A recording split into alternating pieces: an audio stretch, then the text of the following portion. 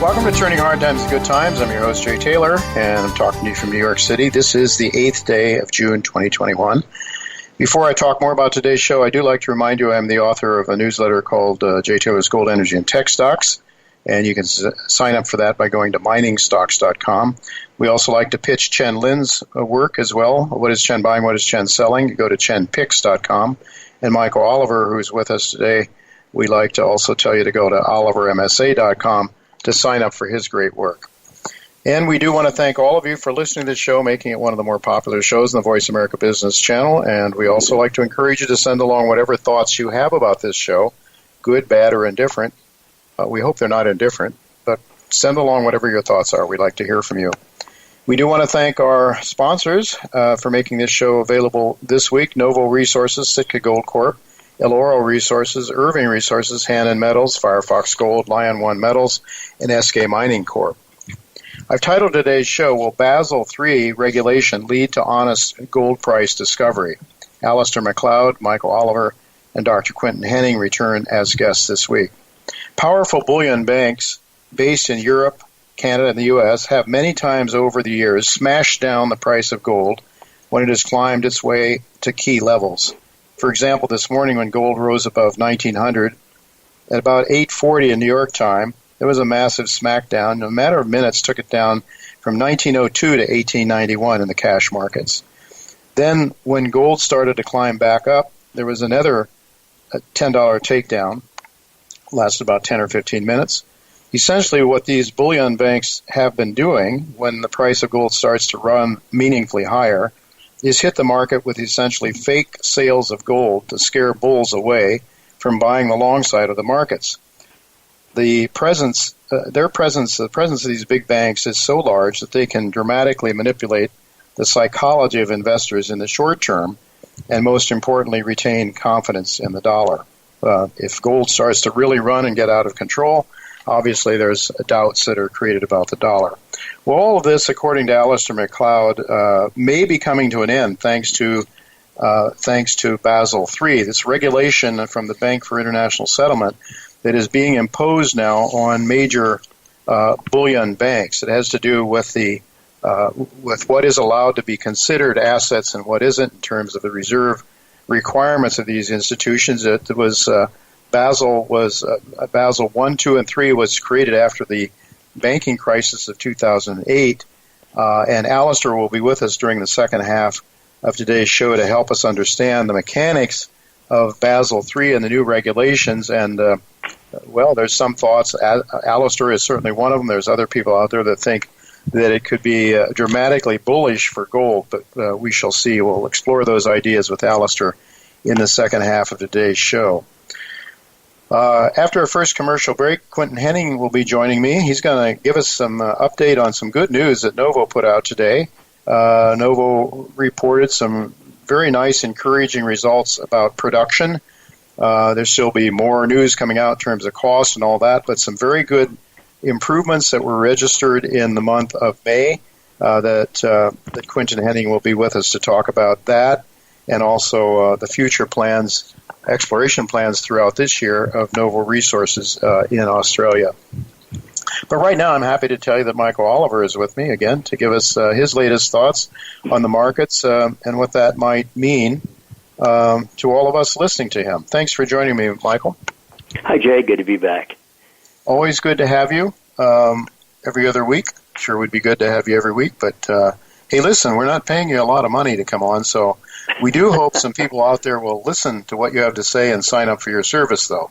And I say that just simply because I think it's a service that I can't do without, frankly. It helps to calm my nerves and keep me thinking straight when I might let my emotions take over. So very grateful to have you with us again. Now, equities, we're looking a little weak today to start of the day, and I guess they're coming back now. U.S. Treasuries are stronger, but I know one of the things that you've been talking about recently is you've believed that we would see a rally. I think you talked about this the last time we had you on. You've been predicting a rally in Treasuries. You know, everybody is saying they're going to go, the Treasury market is finished and we're going to see, you know, higher rates. It's going to get away from the Fed and all that. But you've been really quite convinced that we're going to see a rally in the Treasury market. Talk to us about that relationship between stocks and bonds at this stage. Well, the stocks and bonds are alternatives. Now, the large asset class asset managers, when they get nervous about stocks, where do they go? Well, over the last few years, they've gone into gold and T-bonds, or long-term government debt. Why? Because they perceive it as safe and alternative. And so if you go back to August highs last year in gold, you can also find a high weekly close in T-bond futures. Mm-hmm. And the decline in T-bonds followed through March, and a decline in gold followed through March. Meanwhile, the S&P went up all during that time. Mm-hmm. Okay. Now, since about March, April, the S&P has sort of stalled up here. Mm-hmm. And stuck. No, it's not dropping, but it's definitely stalled. The Dow made a high, hasn't taken it out again yet. NASDAQ 100, same story. They've stalled. T-bonds made a low in March and have now turned up sufficiently for our work to say, okay, they're in an intermediate uptrend. Mm-hmm. And we think that uptrend could get rather noisy and strong. But we don't think it's a sustainable rally. In other words, we don't think there's a sustainable drop in rates, long rates.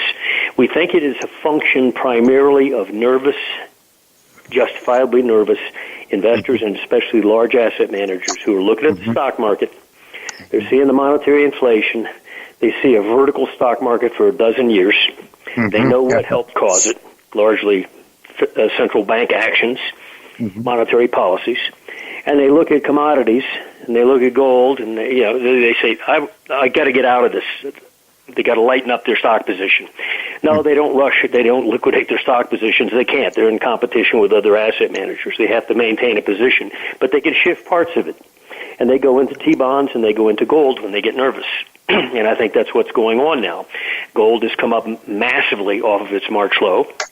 And T-bonds, somewhat lagged to gold, have come up off their March low now in a way that is demonstrable.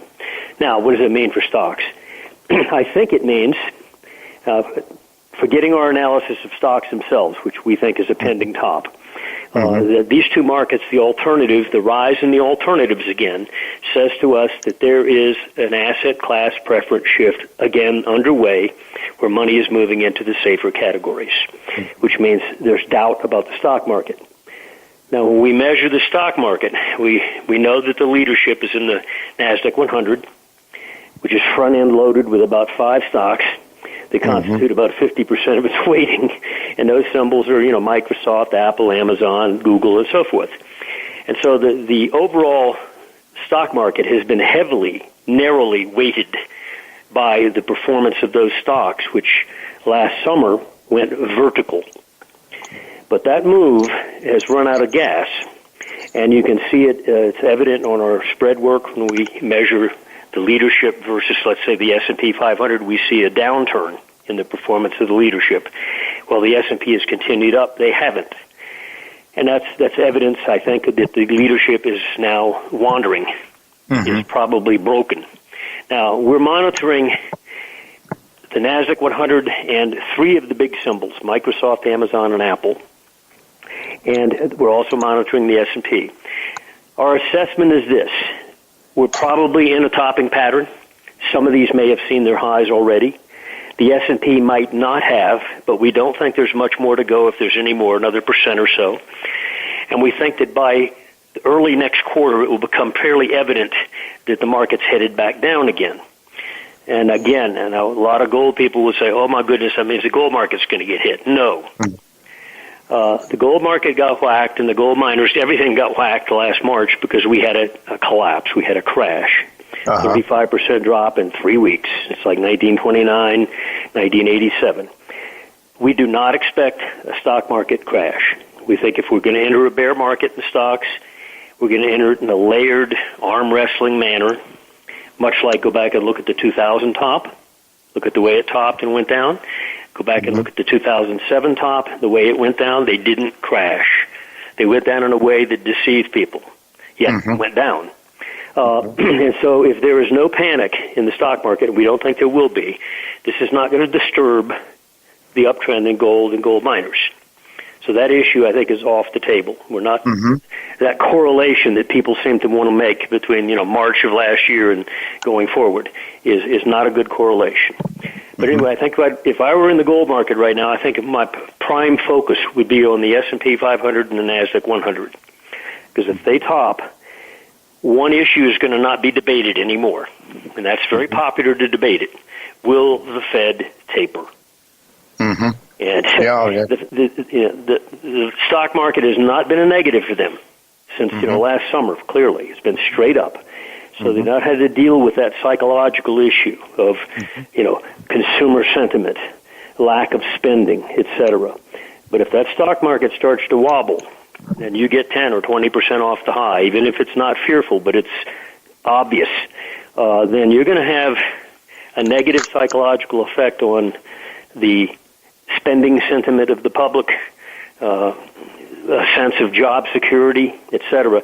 So the Fed in no way in that kind of environment is going to taper. And so that issue is going to go by the way, and that will help gold. You would think so, and they hope it helps the stock market, but at some point in time, something's got to give here, I would think. I mean, how high is high? And then what is that going to do also to confidence in the dollar, and the bond markets, quite frankly? Yeah, ultimately we think the bond rally, which could be, we think it could be sharp and noticeable, and then basically nail the folks who've gotten prematurely short the bond market, expecting higher rates. We think they're right in the long run. You're going to have higher rates and the bond market's going down, but I don't think it's going to happen now. I think there's going to be this big counter-trend rally, and I think it's going to be a function mostly of that investor class preference shift where they want to seek safety because they're doubtful of the stability of the stock market. I mean, just look at the charts. Let's say you're an asset manager and you look at an S&P 500 monthly chart going back a dozen years, and, it's gone straight up with all the monetary policy and the rates and et cetera, and you look at commodity charts, and they're coming up out of a base that's very deep, et cetera, and so, you say, okay, that one's risky, that one's not. So you begin to shift your assets. And I think that's what we're seeing right now. Why the T-bond market recently has turned up. Yeah. Well, money managers have to think that way, obviously, and they have to weigh those, and they're going to do that. Just one quick, with 30 seconds left, what about silver? How's that looking to you now? I still think silver's just nestled here below the highs. It didn't really have a pullback like gold. In fact, its worst drop in silver from the August highs last year occurred within a month of that high, dropped down under 22. Never went back there again. Went down to 24 one time, et cetera, but it never did what gold did, which is to say it went into a layered sequential decline. Silver didn't do that. It made a low 4 weeks after its high and spent the rest of the time in a range, and now we're clustered near the upper end of that range. In fact, you made new high weekly price close, I think, last week. All right. The weekly price closes. So, it's holding well. I think it's looking good. And you still like silver over gold, percentage? I still like silver over gold, and I like miners over gold as well. Yeah. All right, but gold's a mama, as you like to say. So you got to watch gold because it's the trendsetter. But on the other hand, it's not the best place to be in the category.